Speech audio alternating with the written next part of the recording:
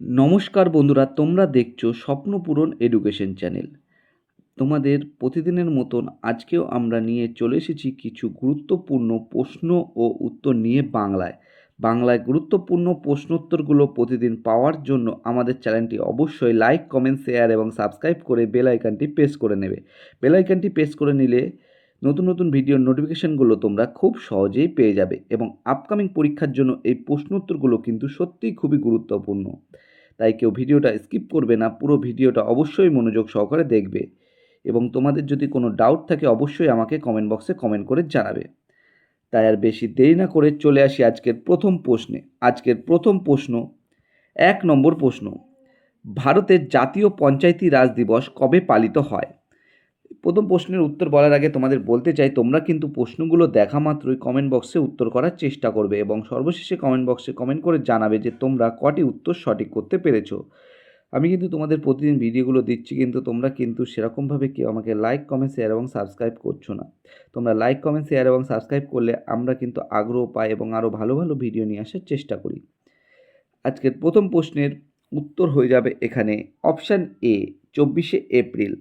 ভারতের জাতীয় পঞ্চায়েতি রাজ দিবস 24শে এপ্রিল কিন্তু পালিত হয় এবং এর ত্রিস্তরীয় পঞ্চায়েতি ব্যবস্থা প্রথম কিন্তু চালু হয়েছিল 1959 সালে। 1959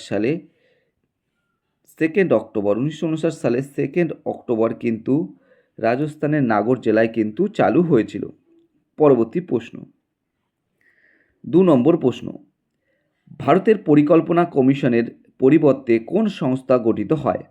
তোমাদের এই প্রশ্নের জন্য দেখো 4টে অপশান দেওয়া রয়েছে। 4টে অপশানের মধ্যে সঠিক উত্তরটি হয়ে যাবে অপশান বি, নীতি আয়োগ। ভারতের পরিকল্পনা কমিশনের পরিবর্তে নীতি আয়োগ সংস্থা গঠিত হয়। এই নীতি আয়োগ সংস্থা কিন্তু গঠিত হয় 2015 সালের 1 জানুয়ারি থেকে। পরবর্তী প্রশ্ন, 3 নম্বর প্রশ্ন, ভারতীয় সংবিধানে কয়টি মৌলিক অধিকার রয়েছে? এই প্রশ্নের জন্য দেখো 4টে অপশান রয়েছে। 4টে অপশানের মধ্যে এখানে সঠিক উত্তরটি হয়ে যাবে অপশান বি, 6টি। ভারতীয় সংবিধানে 6টি মৌলিক অধিকার রয়েছে। পরবর্তী প্রশ্ন, 4 নম্বর প্রশ্ন, জাতীয় সঙ্গীত জনগণমন প্রথম কবে গাওয়া হয়? তোমাদের সামনে দেখো এই প্রশ্নের জন্য দেখো 4টে অপশান রয়েছে। 4টে অপশানের মধ্যে সঠিক উত্তরটি হয়ে যাবে অপশান বি, 1911 সালে। জাতীয় সঙ্গীত জনগণমন প্রথম 1911 সালে গাওয়া হয় এবং এই 1911 সালেই কিন্তু প্রথম আমাদের কলকাতা থেকে দিল্লিতে রাজধানী স্থানান্তরিত হয়েছিল লর্ড হার্ডিঞ্জ এর সময়। পরবর্তী প্রশ্ন, 5 নম্বর প্রশ্ন, ইসরো এর সদর দপ্তর কোথায়? এই প্রশ্নের জন্য দেখো 4টে অপশান দেওয়া রয়েছে। 4টে অপশানের মধ্যে সঠিক উত্তরটি হয়ে যাবে অপশান বি, বেঙ্গালুরু। ইসরোর সদর দপ্তর কিন্তু বেঙ্গালুরুতে অবস্থিত এবং এই ইসরো কিন্তু প্রতিষ্ঠিত হয়েছিল 1969 সালে। 1969 সালে কিন্তু ইসরো প্রতিষ্ঠিত হয়েছিল। তোমরা কমেন্ট বক্সে কমেন্ট করে জানাবে এখন বর্তমানে ইসরোর সভাপতি কে রয়েছে। পরবর্তী প্রশ্ন, সভাপতি বা চেয়ারম্যান। 6 নম্বর প্রশ্ন, ভারতের দীর্ঘতম নদী কোনটি? তোমাদের সামনে দেখো এই প্রশ্নের জন্য 4টে অপশান রয়েছে। 4টে অপশানের মধ্যে সঠিক উত্তরটি হয়ে যাবে অপশান বি, গঙ্গা। ভারতের দীর্ঘতম নদী কিন্তু গঙ্গা। এটি কিন্তু 25 কিলোমিটার কিন্তু বিস্তৃত এবং পশ্চিমবঙ্গে ওয়েস্ট বেঙ্গলে কিন্তু 520 কিলোমিটার বিস্তৃত হয়েছে। পরবর্তী প্রশ্ন, 7 নম্বর প্রশ্ন, মানবদেহের বৃহত্তম গ্রন্থি কোনটি? তোমাদের দেখো এই প্রশ্নের জন্য 4টে অপশান রয়েছে। 4টে অপশানের মধ্যে সঠিক উত্তরটি হয়ে যাবে অপশান বি, যকৃৎ। মানবদেহের বৃহত্তম গ্রন্থি কিন্তু যকৃৎ। এবং বন্ধুরা, যারা নতুন আমার চ্যানেলে প্রশ্নোত্তরের ভিডিওগুলো দেখছো তারা অবশ্যই লাইক, কমেন্ট, শেয়ার এবং সাবস্ক্রাইব করে বেল আইকনটি প্রেস করে নেবে। পরবর্তী প্রশ্ন, 8 নম্বর প্রশ্ন, ভারতের প্রথম গভর্নর জেনারেল কে ছিলেন?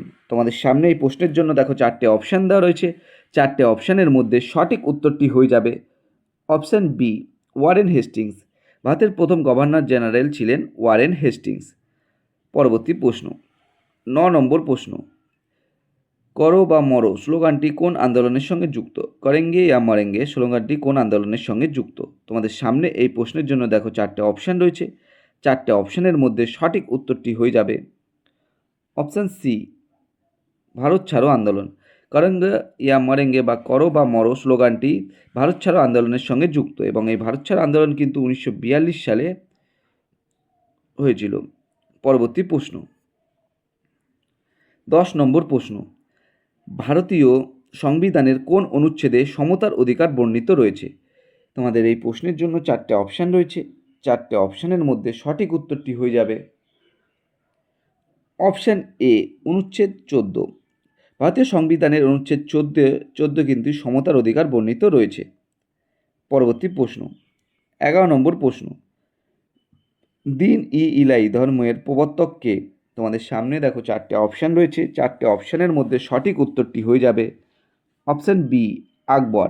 দিন ই ইলাই ধর্মের প্রবর্তক কিন্তু আকবর এবং এই দিন ই ইলাই কিন্তু ধর্ম প্রবর্তন করেছিলেন আকবর 1582 সালে এবং এই ধর্ম কিন্তু সকল ধর্মের সমন্বয়ের জন্য কিন্তু তিনি তৈরি করেছিলেন এবং এই ধর্ম প্রথম গ্রহণ করেছিলেন বীরবল, যার প্রকৃত নাম কিন্তু মহেশ দাস। পরবর্তী প্রশ্ন, 12 নম্বর প্রশ্ন, ভারতীয় রিজার্ভ ব্যাংকের বর্তমান প্রতীক কোন প্রাণীকে কেন্দ্র করে তৈরি? তোমাদের সামনে দেখো এই প্রশ্নের জন্য 4টে অপশান রয়েছে। 4টে অপশানের মধ্যে এখানে সঠিক উত্তরটি হয়ে যাবে অপশান সি, বাঘ ও তালগাছ। ভারতীয় রিজার্ভ ব্যাংকের বর্তমান প্রতীক কিন্তু বাঘ ও তালগাছ। পরবর্তী প্রশ্ন, 13 নম্বর প্রশ্ন, মানবদেহে ইনসুলিন হরমোন নিঃসৃত হয় কোন অঙ্গ থেকে? তোমাদের সামনে দেখো এই প্রশ্নের জন্য 4টে অপশান রয়েছে। 4টে অপশানের মধ্যে সঠিক উত্তরটি হয়ে যাবে অপশান বি, অগ্ন্যাশয়। মানবদেহে ইনসুলিন হরমোন নিঃসৃত হয় অগ্ন্যাশয় অঙ্গ থেকে। পরবর্তী প্রশ্ন, 14 নম্বর প্রশ্ন, পৃথিবীর ফুসফুস নামে কোন অরণ্য পরিচিত? তোমাদের সামনে দেখো এই প্রশ্নের জন্য 4টে অপশান রয়েছে। 4টে অপশানের মধ্যে এখানে সঠিক উত্তরটি হয়ে যাবে অপশান বি, আমাজন অরণ্য। পৃথিবীর ফুসফুস নামে পরিচিত আমাজন অরণ্য। পরবর্তী প্রশ্ন, 15 নম্বর প্রশ্ন, ভারতের জাতীয় জরুরি অবস্থা ঘোষণা ক্ষমতা কার রয়েছে? তোমাদের সামনে দেখো এই প্রশ্নের জন্য 4টে অপশান রয়েছে। 4টে অপশানের মধ্যে সঠিক উত্তরটি হয়ে যাবে অপশান সি, রাষ্ট্রপতি। ভারতের জাতীয় জরুরি অবস্থা ঘোষণার ক্ষমতা রাষ্ট্রপতির কাছে রয়েছে এবং এই জাতীয় জরুরি অবস্থা ঘোষণা কিন্তু 352 নম্বর আর্টিকেলের মাধ্যমে কিন্তু ধারা অনুযায়ী করতে পারেন এবং 356তে কিন্তু স্টেট এমার্জেন্সি এবং 360-এ কিন্তু ফিনান্স এমার্জেন্সির কথা বলা রয়েছে এবং এই স্টেট এমার্জেন্সি বন্ধুরা, জাতীয় যে জরুরি অবস্থাটা কিন্তু 3বার ঘোষিত হয়েছে এবং যে স্টেট এমার্জেন্সি প্রথম কিন্তু চালু হয়েছিল পাঞ্জাবে এবং সবচেয়ে বেশি দিন চলেছিল পাঞ্জাবে, এছাড়াও সবচেয়ে বেশিবার হয়েছে মণিপুরে এবং এই যে আমাদের অর্থনৈতিক জরুরি অবস্থা 360 নম্বর ধারা অনুযায়ী এটি কিন্তু এখনও পর্যন্ত একবারও ঘোষণা হয়নি। বন্ধুরা, তোমাদের জন্য আজকে এই 15টি প্রশ্ন উত্তর রেখেছিলাম। 15টি প্রশ্ন উত্তর আশা করি তোমরা পেয়ে উপকৃত হবে এবং এই 15টি প্রশ্ন উত্তরই কিন্তু খুবই গুরুত্বপূর্ণ প্রশ্ন উত্তর। তোমরা আশা করি এই প্রশ্ন উত্তরগুলো পেয়ে আপকামিং পরীক্ষার জন্য তোমাদের কিন্তু খুবই উপকৃত হবে। তোমরা যদি আমার চ্যানেল নতুন হয়ে থাকো অবশ্যই চ্যানেলটি লাইক, কমেন্ট, শেয়ার এবং সাবস্ক্রাইব করে বেল আইকনটি প্রেস করে নেবে। বেল আইকনটি প্রেস করে নিলে নতুন নতুন ভিডিও নোটিফিকেশনগুলো তোমরা খুব সহজেই পেয়ে যাবে এবং আপকামিং পরীক্ষার জন্য এই প্রশ্ন উত্তরগুলো সত্যিই খুব গুরুত্বপূর্ণ। তোমরা যদি একটি লাইক ও কমেন্ট করো তাহলে আমরা কিন্তু আরও মোটিভেশন পাই এবং নতুন নতুন আরও ভিডিও নিয়ে আসার চেষ্টা করি। তাই তোমরা সবাই কিন্তু আমার চ্যানেলে প্রশ্নোত্তরগুলো দেখো এবং লাইক, কমেন্ট, শেয়ার এবং সাবস্ক্রাইব করো। সবাই ভালো থেকো, সুস্থ থেকো। দেখা হবে আবার পরবর্তী একটি নতুন ভিডিওতে।